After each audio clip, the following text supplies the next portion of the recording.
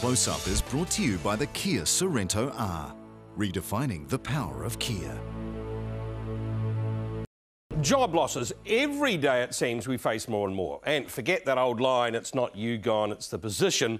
Tell that to the Solid Energy miners. Nearly 440 jobs gone in Greymouth and Huntly, or to the 20% of KiwiRail's infrastructure and engineering workforce. And they are the most recent of this month's losses. KiwiRail's been holding meetings around the country as it accesses 158 jobs by next month. Right there, buddy. The last time they shut a machine here, there was about 120 people lost their jobs. What I can't get over is no one's even talked about it at government level. This is the first stage of a shutdown, if you look at it properly, yeah. I think everyone's concerned. Joining me from Christchurch, the Manufacturers and Exporters Association President, Brian Willoughby, and Otorohanga Mayor, Dale Williams. Now, he's the head of the Mayor's Task Force on Jobs, and he's in Whangarei.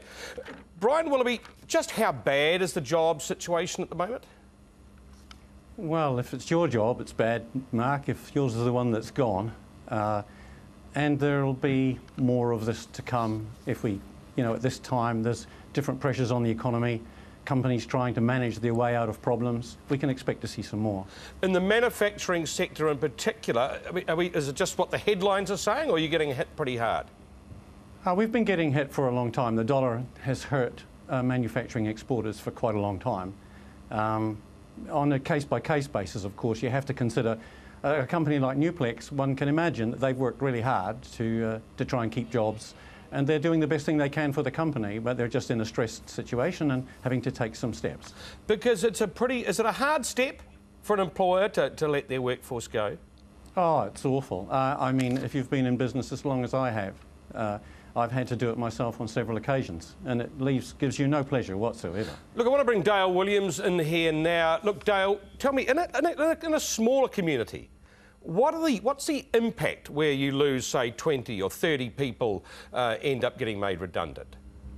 Oh, look, it's really serious, Mark. I mean, it ripples right around a community. It impacts school roles, it impacts business communities, it impacts on people's stress levels through families and extended families. And as Brian said, sometimes it's those extra effects, such as not knowing whether or not it's your job. It's the insecurity and the instability. It's really, really serious. Look, the mayors are obviously trying to do something. Is this a council responsibility? Is it your role to try and drum up some more jobs? Well, it's the role of the Mayor and Council to exercise leadership, and I guess that's one of the concerns with the proposed changes to the Local Government Act, removing the well-beings. I mean, mayors have valued the flexibility in the well-beings to be able to respond with local solutions to local issues. I mean, every community is different, the triggers are different, and I think mayors have always valued that flexibility to apply themselves to the particular issues of the day, and removal of the well-beings we don't think will be helpful in that regard.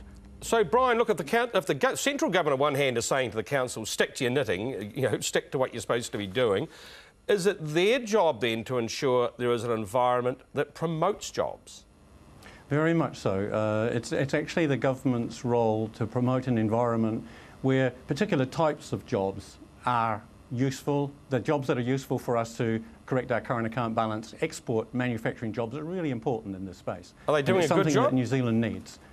The successive governments over the last 40 years haven't done a good job, Mark, have they? Over the last 40 years, our standard of living's fallen.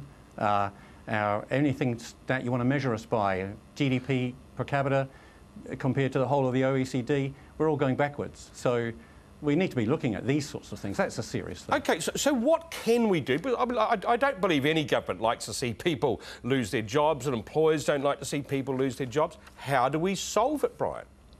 There are lots of things that should be done. When you come to the stage we're at now, where jobs are getting shared, it now is a problem for the social services, people like Dale, how they can help cushion the blow.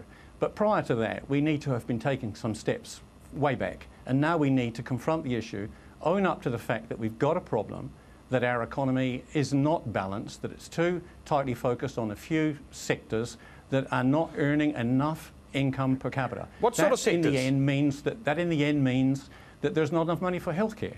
There's not enough money for good education. There will not be enough good jobs for our grandchildren.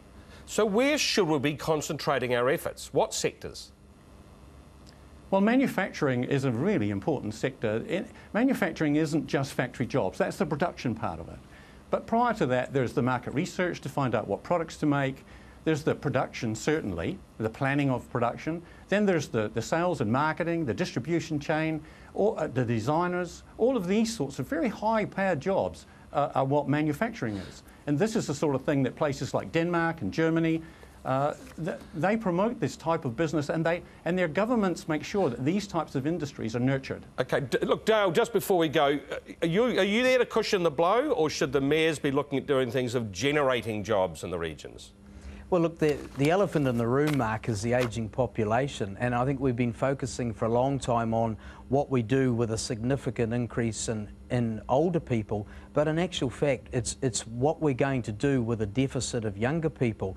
You know, we've got 60 or 70,000 young people not in education, training or employment right now. Well, you know, they're a resource that we've got to do a lot better for, because they won't be around in a few years' time. And for our economic sustainability, we need to be much more creative. If we want different results, we've got to try different initiatives, and so more flexibility is what's being called for by mayors, not less. OK, look, good on you, Dale Williams. Again, Mark, and so I'm sorry, Brian, we're out of time, but look, I appreciate you both. Keep the ideas coming. We certainly need them. Thanks, Mark.